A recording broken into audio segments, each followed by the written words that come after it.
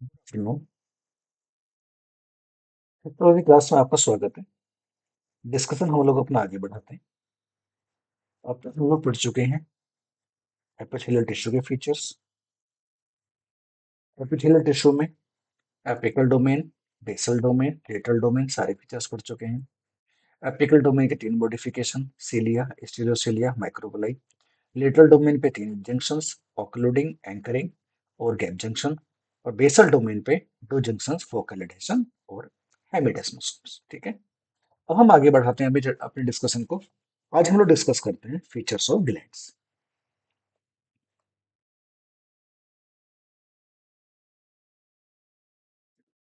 Glands are the structure which are involved in the secretion of certain products. They can be enzymes, they can be some water secretions, they can be other components, hormones also they can be there. Overall ये जो classification है gland का, वो major classification है दो तरीके के, exocrine and endocrine. These are the exocrine and endocrine. यहाँ पे जो secretions हैं, इनमें डक्ट प्रेजेंट होती है। सो secretions are transported by the duct from synthesis, यानी कि साइट ऑफ सिंथेसिस से लेके साइट ऑफ एक्टिविटी के लिए। यहाँ पे जो ट्रांसपोर्टेशन होता है, ये होता है डक्ट के थ्रू। ऐसी ग्लैंड्स को बोलते हैं एक्सोक्राइन। और जो दूसरी ग्लैंड्स होती हैं, जिनमें डक्ट एब्सेंट होती हैं, यानी कि ducts are not present, there is the requirement of blood to transport the product from synthesis, site of synthesis से लेके साइट ऑफ एक्टिविटी। तो इन्हें डक्टलेस ग्लैंड्स को हम लोग कहते हैं एंडोक्राइन ग्लैंड्स।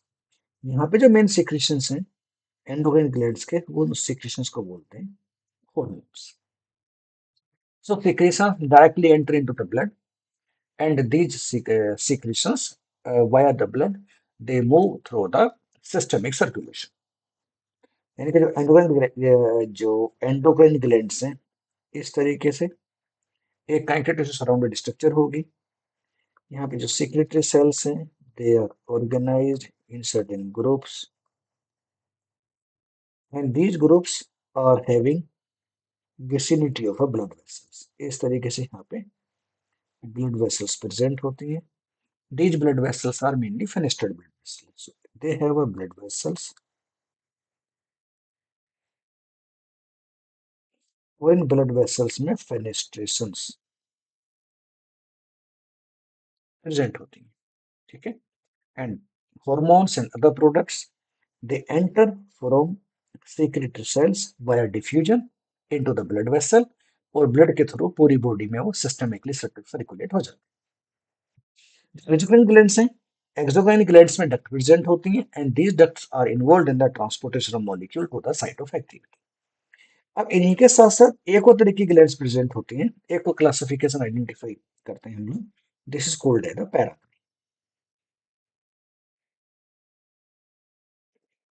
एक्चुअली पैराक्राइन में जो सिक्रेटरी प्रोडक्ट्स हैं इन एपिथेलियल सेल्स, तो दी सिक्रेटरी सब्सटेंस जो हैं, they come to the vicinity of a localisation cells. So यहाँ पे जो प्रोडक्ट्स हैं, दे परफॉर्म एक्टिविटी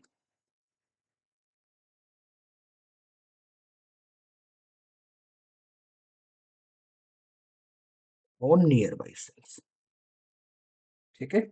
इस तरीके के सिक्रेशन को बोलते हैं पैराक्राइन सिक्रेशन। ठीक है। तो जो सिक्रेटरी प्रोडक्ट हैं, तो कई बार पैराग्राम सिक्रेशंस में डक्ट की रिक्वायरमेंट भी नहीं होती, only cells are available. For example mucus secretion from a goblet cells, तो गॉबलेट सेल सिंगल सेल है, वहां से म्यूकस बाहर निकला और जो लोकलाइज सेल्स हैं वहीं पे जाके अपनी एक्टिविटी को परफॉर्म कर देता है। आफ्टर देन जो सिंगल जो एक्सोक्राइन ग्लैंड है, इनके जो सिक्रेटरी प्रोडक्ट हैं from a gland, they are secreted by the three general mechanism.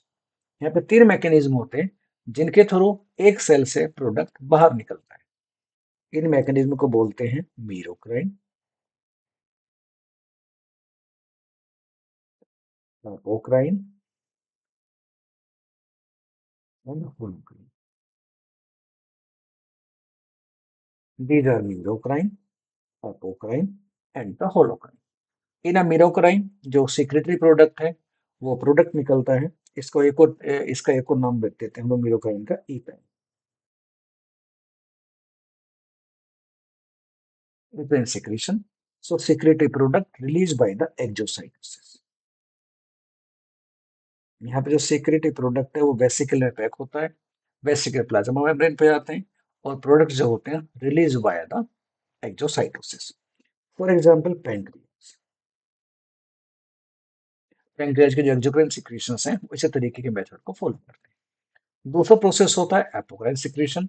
Apocrine secretion में जो सिक्रेटरी प्रोडक्ट है वो एपिकल पोर्शन से बाहर निकलता है, यानी कि जो एपिकल पोर्शन है यहाँ से जो लाइक पिंच्ड ऑफ होता है एपिकल पोर्शन, तो certain part of cytoplasm, certain part of plasma membrane ये रिमूव हो जाता है सिक्रेटरी प्रोडक्ट के साथ साथ। So apical portion of cell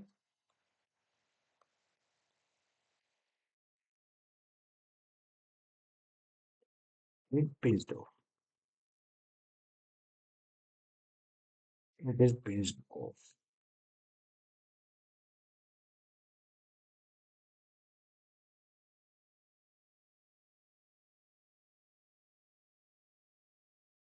यहाँ बाहर क्या क्या निकलता है? इट हैज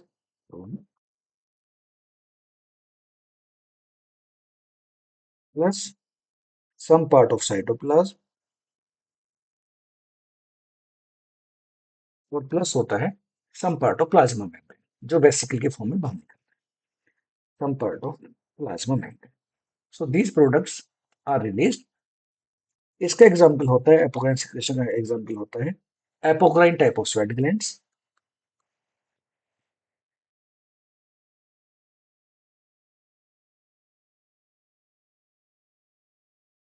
और इनके एग्जांपल है मेमरी ग्लैंड्स।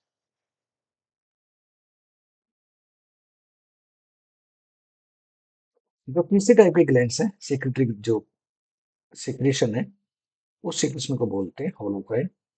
और होलोक्राइन सिक्रेशन में क्या होता है entire cell get degraded. In holocrine entire cell degrades. So जो सिक्रेशन है it has product secretory product plus cell damage.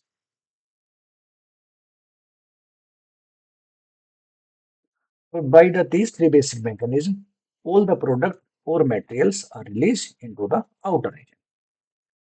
Overall में जो सिक्रेटरी प्रोडक्ट हैं, सिक्रेटरी प्रोडक्ट्स ये जो ग्लैंड्स हैं इनको दो तरीके की ग्लैंड्स को हम डिवाइड कर सकते हैं on the base of secretion, जिनको बोलते हैं म्यूकस ग्लैंड और सीरस ग्लैंड, यानी कि they are called as the mucus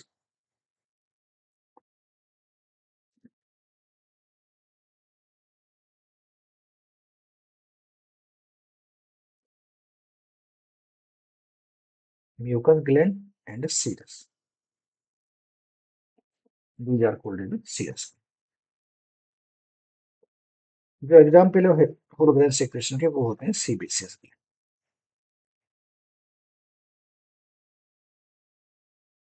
तो म्यूकस ग्लैंड का जो है सिक्रेशन प्रोडक्ट है इसको बोलते हैं म्यूकस। म्यूकस जो है विस्कस मटेरियल होता है, स्लाइमी और हाईली ग्लाइकोसाइलेटेड।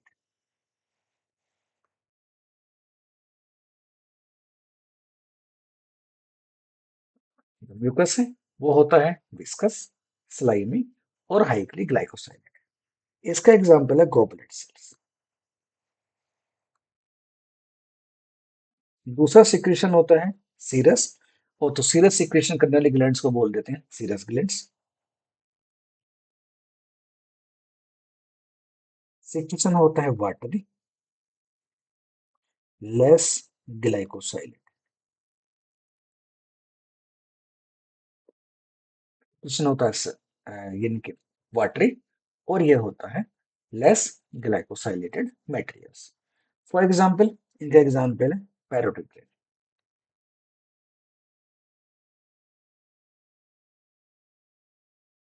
पैरोटिड ग्लैंड का सिक्रीशन है पेंक्रियाज है, यहाँ से भी सेल सिक्रेशन बाहर निकलता है। कुछ ग्लैंड्स ऐसी होती हैं जिनके सिक्रेशन दोनों तरीके के होते हैं, यानी कि म्यूकस भी होते हैं और उनके सीरस सिक्रेशन बहुत होते हैं, इनके म्यूकस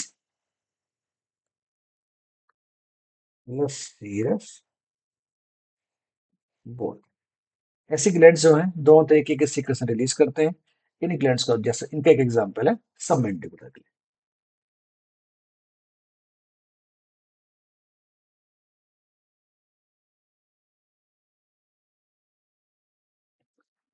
ओवरऑल में जो है ग्लैंड्स को क्लासिफाई करने का जो तरीका होता है, हम लोग ग्लैंड्स को क्लासिफाई करते हैं दो तरीके से। एक ग्लैंड्स होती हैं यूनिसेलुलर ग्लैंड्स, दूसरी ग्लैंड्स होती हैं मल्टीसेलुलर।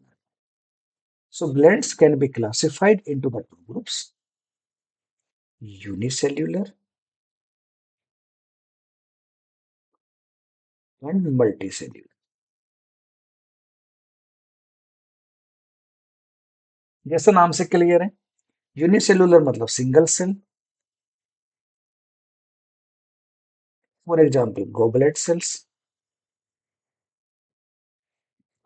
और जो अदर टाइप के जो सिक्रीशंस होते हैं उनको बोल देते हैं multicellular, means where participatory cells are more than one cells, more than one cells. Multicellular secretions को भी दो कैटेगरी में, एक बड़ी सिंपलेस्ट कैटेगरी है जिसको बोलते हैं cellular sheet. One is the cellular sheet.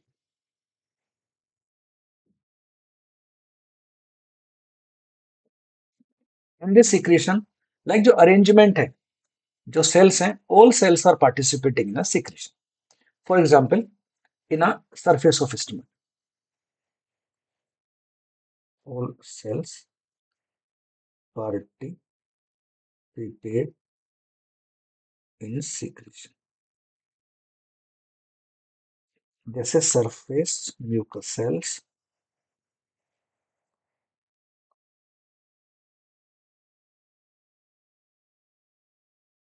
यहाँ पे जो सरफेस म्यूकस सेल्स स्टमक की, in this type of system, so here so these are the sheet of a mucus secreting cells. तो यहाँ प्रेजेंट होती है sheet of mucus secreting sales.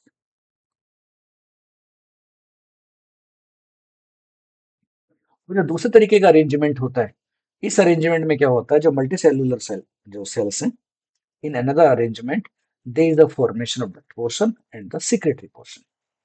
So in first there is a cellular sheet, जो दूसरा arrangement है, there are the tubular invaginations, there are tubular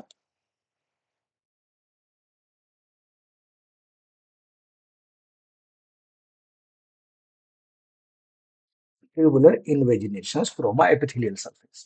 ठीक है, तो यहाँ पे दो पोर्शन बन जाते हैं। एक तो होता है डक्ट पोर्शन, जिसका काम होता है ट्रांसपोर्ट करने का, डक्ट पोर्शन जिसका काम होता है ट्रांसपोर्ट करने का।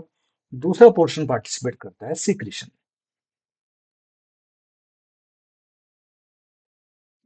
This is the distal portion, जो पार्ट करता है सिक्रीशन। तो यहाँ पे जो ग्लैंड्स के जो क्लासिफिकेशन के टाइप है, वो सब टाइप वेरी करते हैं। डक्ट अगर ब्रांच्ड है और अनब्रांच्ड है, दो कंडीशन होते हैं। अगर डक्ट है अनब्रांच्ड, तो ग्लैंड बनेंगे सिंपल,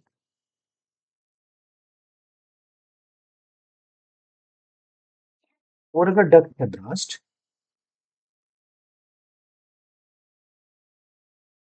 तो ग्लैंड बन जाएगी compound.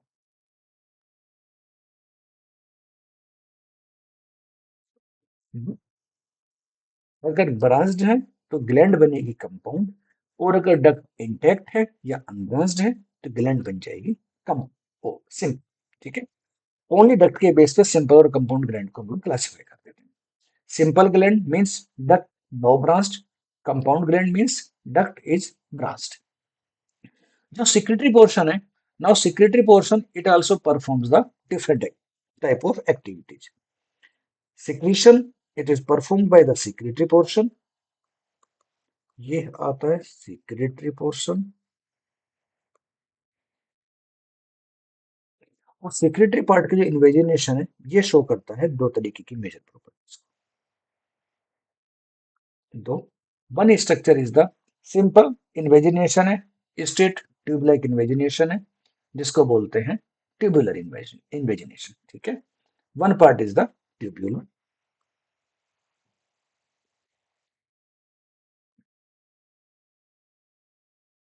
when it is tube like. So tubular can be of three type. It can be a single tube, it can be branched, it can be coiled. तो one जो secretary portion है, जिस एक तरीके का secretary portion तीन activity पर तीन तरीके के मॉर्फोलॉजिकल फीचर को शो कर सकता है। पहला जो ट्यूब है वो स्टेट पोर्शन है, तो सिंगल पोर्शन है, ठीक है। दूसरा ये ट्यूब जो ट्यूबुलर रीजन है ब्रांच हो सकता है, ये ट्यूबुलर रीजन जो है वो हो सकता है कोई। ठीक है, दूसरा पोर्शन जो है जहां पे जो सिक्रेटरी पोर्शन है वो होता है फ्लास्क के जैसा, फ्लास्क या सैके के जैसा, इसको बोलते हैं एल्वियोलर, एल्वियोलर या assign. It is called alveolar और एसाइन। दो तरीके का हो सकता है, एल्वियोलर या एसाइनर में से कोई टर्म यूज कर सकते हैं। अगेन एल्वियोलर जो एसाइनर है ये भी इसी तरीके का हो सकता है, it can be a simple और it can be a blast. जो एल्वियोलाई पोर्शन है, एल्वियोलाई कैन बी सिंगल और इट कैन बी ब्लास्ट।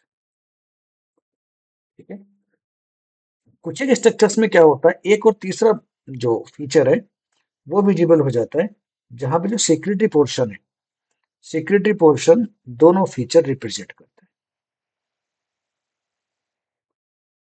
जिसको बोलते हैं ट्यूब्यूलो एल्वियो, ट्यूब्यूलो एल्वियो या tubulo assign.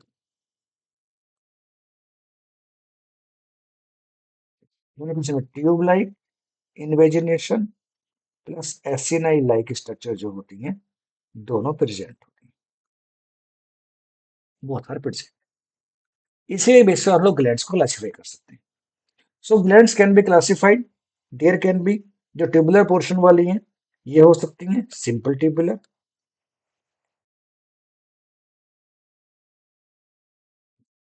They can be simple branch tubular,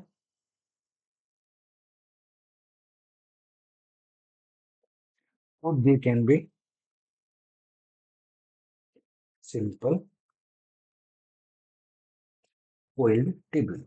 They can be simple tubular, they can be simple brass tubular, और they can be simple coiled tubular. ठीक है, simple tubular, simple branched tubular, simple coil tubular. Simple tubular glands होती हैं intestinal glands, ये mainly present होती हैं intestine में, और ये प्रेजेंट होती हैं यूटरस में, तो ये हो जाती हैं यूटेराइन ग्लैंड्स, इंटेस्टाइनल ग्लैंड्स और the uterine glands. Simple branched tubular, these are present in the stomach में मिल जाती है ये वाली, these are present in the pyloric region, pylorus reason.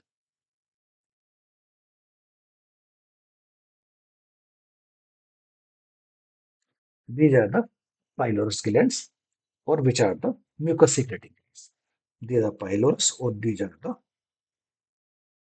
mucus secreting,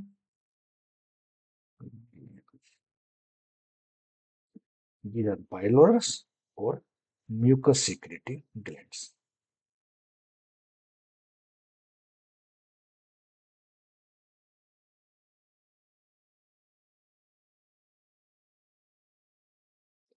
third type के ग्लैंड्स हैं coil tubular, these are the sweat gland, these are the sweat glands। ठीक है, further in case of when the duct is unbranched, इनके simple alveolar glands जो हैं ये कौन सी होंगी, सिंपल एल्वियोलर और simple branched alveolar. These are the simple alveolar or these are the simple branched alveolar. Simple alveolar glands are present near the urethra, so they are called as the periurethral glands. जो branch alveolar glands हैं, they are present in the thyroid region. In the thyroid region, thyroid glands are also called. And some studies also represent that the glands in the cardiac region of stomach, these are also type of a branched alveolar branch acinar glands. After then, there are the compound glands. One are the compound tubular.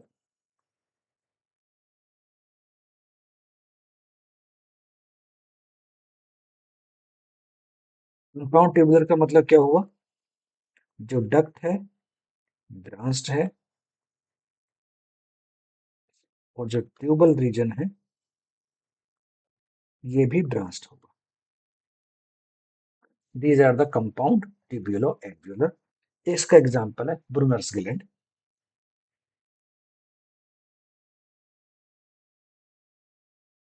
Brunner's gland in the duodenum.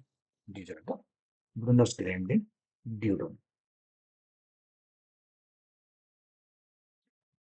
ठीक है, जो secrete करती है mucus, alkaline secretions और कुछ digestive enzymes. दूसरी gland है compound alveolar. ये कंपाउंड है साइनर. सेम यहाँ पे जो डक्ट पोर्शन है, डक्ट पोर्शन इज ब्रांच्ड.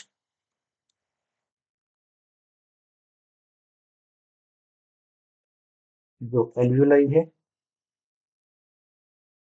ये भी ब्रांच्ड होती है. ब्रांच होने की वजह से इन्हीं ग्लैंड्स को बोलते हैं कंपाउंड एल्वियोलर. इनका एग्जांपल है pancreas. Pancreas exocrine glands.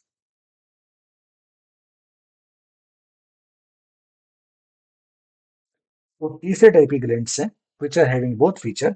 They are called as a compound tubuloalveolar.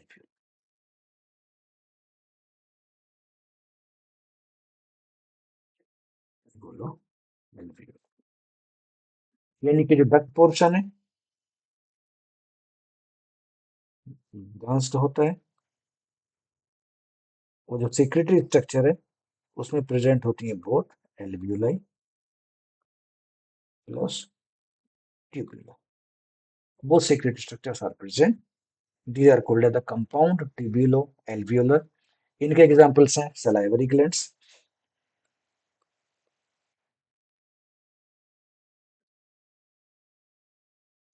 glands in the esophagus, salivary glands, esophagus glands, glands in the esophagus, mammary gland. These are also example of a compound tubuloalveolar and the lacrimal.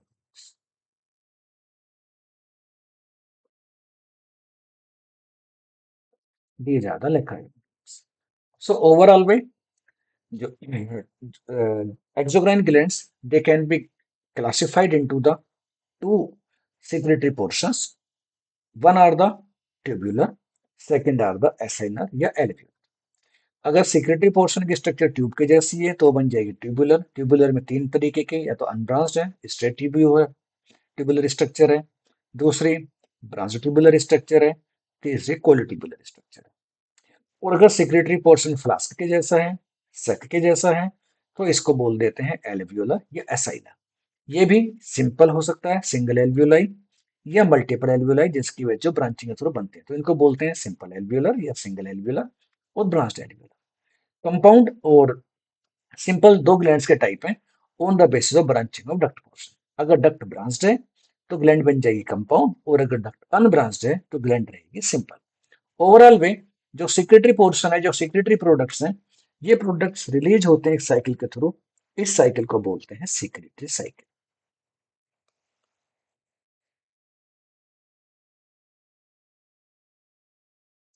So from a secretory cells, products are released in the form of a secretory cycle. So in the secretory cycle, certain stages are very much important. ठीक है, सबसे पहले एक stage आएगी, that is the absorption and accumulation. This is the absorption and accumulation of a secretory product.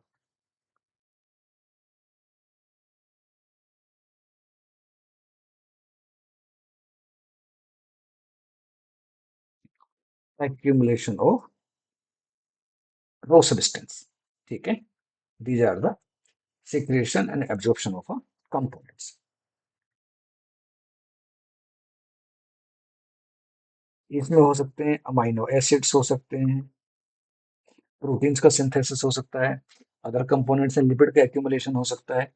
After then second stage synthesis. When the product, suppose अगर कोई secretary product proteinaceous है तो प्रोटीन का सिंथेसिस होगा by the transcription and the translation. Synthesis हो जाएगा. After then there is the, after the synthesis there are the modifications, sorting and the packaging. Further stage is the modification. These are the modification, sorting, packaging. Suppose proteins हैं या lipids हैं, इनका synthesis हो जाएगा endoplasmic reticulum पे, rough endoplasmic reticulum और smooth endoplasmic reticulum. Modification, sorting, packaging, ये सब काम होते हैं गोल्जी बॉडीज के. So Golgi bodies perform these activities. After them, there is the further activity, that is the transportation and the release via the vesicles.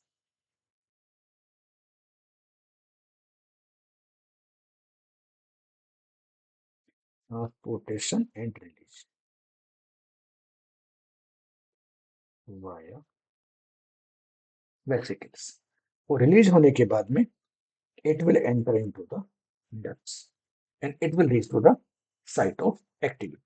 And after then, there is a one more activity जो cycle complete करती है, that is the restoration. That is the restoration of synthetic activity.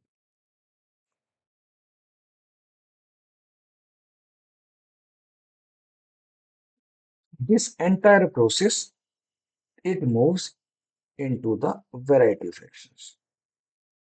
Then after the restoration, there is the absorption. After the absorption, there is the release of product. फिर उसके बाद में आएगा absorption, accumulation, synthesis. Synthesis के बाद में होगा यहाँ पे ट्रांसपोर्टेशन होगा गोल्जी बॉडीज में. गोल्जी बॉडी में इनका मॉडिफिकेशन होगा, sorting होगी, फर्दर वेसिकल से पैकेजिंग होगी और वेसिकल से पैकेज होने के बाद में इट इज ट्रांसपोर्टेड, ट्रांसपोर्ट हो जाएगा ये to the plasma membrane by exocytosis. और एक्जोसाइटोसिस होने के बाद में ल्यूमेन में आएगा डक्ट के, और डक्ट के ल्यूमेन से आगे मूव करेगा डक्ट के through to the site of activity.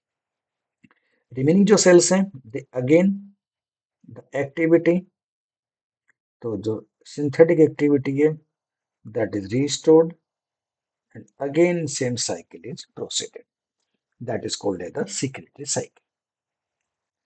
ठीक है, अब इस क्लास को यहीं पे स्टॉप करते हैं. अगली क्लास में फिर मिलेंगे आप लोगों से.